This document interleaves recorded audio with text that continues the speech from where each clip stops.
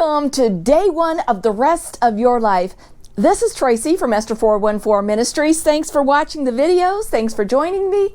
And I have something just so simple that it eludes so many people.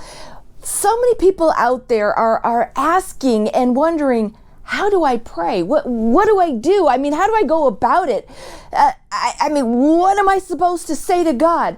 And let me just tell you something. A lot of times what we're doing is we're trying to overcomplicate it, okay? We're thinking there's some special formula, there's something we have to do to be able to break through and to get this right thing done. But let me give you a verse. It's from Philippians chapter 4, verse 6, and it says, "Do not be anxious about anything, but in everything with prayer and petition and thanksgiving, let your requests be made known to God."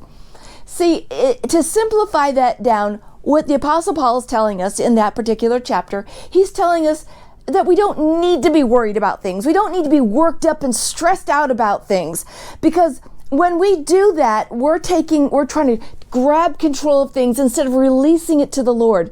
See, when you're praying, it's just like talking to somebody else. It's as if you're talking to a mentor or to your parent or to your best friend or someone who you're just looking for advice, or you're really kind of just wanting to talk to.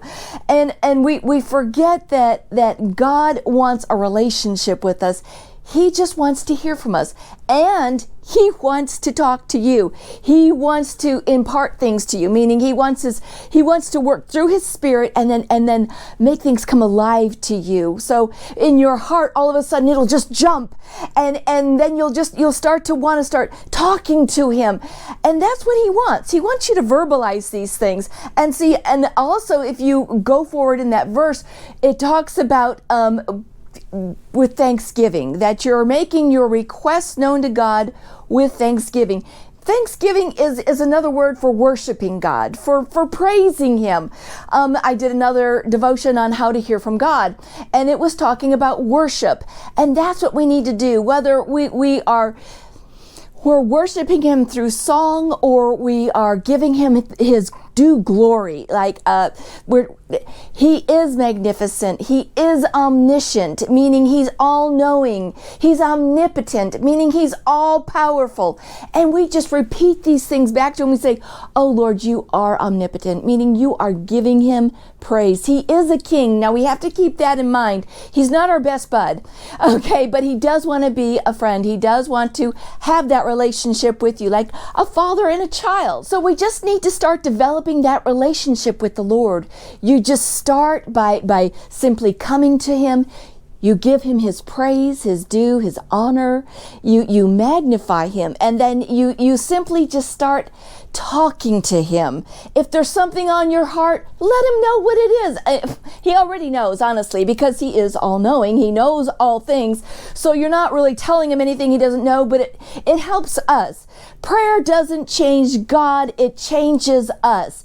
It helps us to release those things, to know God is able to handle these things. Lord, please help me with this. And it's amazing, because it's just like this burden lifted off of you and you just feel so much better. But we try to overcomplicate these things. Like there's this special thing on how we have to come to God, what we have to say. God just wants a relationship. And see, as you start to develop that relationship, as you set aside a little bit of time every day to spend with the Lord, to talk to him, to let him know what's going on in your life. And as you set aside maybe 5 minutes one day, then you'll suddenly start realizing that all of a sudden 5 minutes isn't enough time. I want to spend more time with the Lord. And it starts becoming 10 minutes, maybe 15 minutes. And all of a sudden you're just spending all this time with the Lord, and you want to spend time with him first thing in the morning. You're just like, "Oh, I have to spend time with the Lord because I really want to talk to him. I want to know what he wants me to do today. I want to know how I should go about this, what his ideas are. I just can't wait to be with him." See, all of a sudden, it says, draw nigh to God and he will draw nigh to you. He'll just keep on pulling you closer, And you want to be able to hear him. You want to be able to hear his still small voice. And the more time that you spend with him, the more that you're able to hear that voice, the more that you can start differentiating between whether that was his voice or your voice or the enemy's voice. You really want to know the difference. And actually, you can bring that up in prayer too. Say, Lord, would you help me to know your voice as opposed to my own inner voice, that self-talk that goes on, or the enemy's voice. I want to be able to know so I can please you. And do you know, the Lord loves that. He loves when his children want to please him. And you know what? He wants to bless you. He takes such delight and joy in blessing his children.